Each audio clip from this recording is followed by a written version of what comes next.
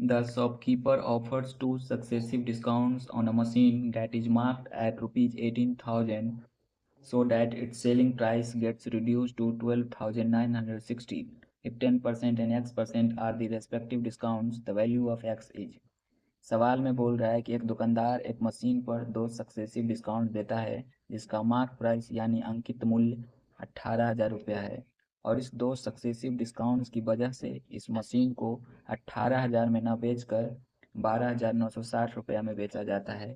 यानी इस मशीन का सेलिंग प्राइस हो गया 12,960 रुपया। ठीक है, पहला डिस्काउंट 10% का दिया जाता है और दूसरा डिस्काउंट X% का दिया जाता है, तो हमें इसी X का वैल्यू निकालना है।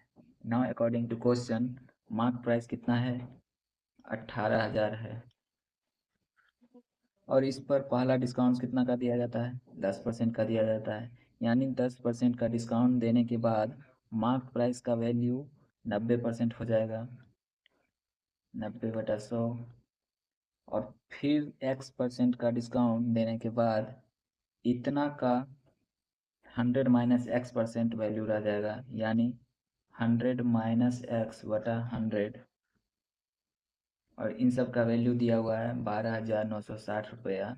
इसको सॉल्व करो, आंसर आ जाएगा एक्स का। 2 जीरो से 2 जीरो कट गया, 2 जीरो से 2 जीरो कट गया, 18 नमा 62 से into 100 minus X is equal to 12,960।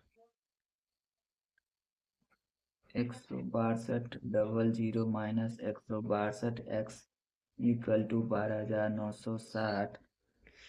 इसको इधर लाने पे 3 2 4 0 बचेगा, 162x हो जाएगा। इसको काटने पे 20 आएगा, यानी x का वैल्यू 20 हो गया। Option A.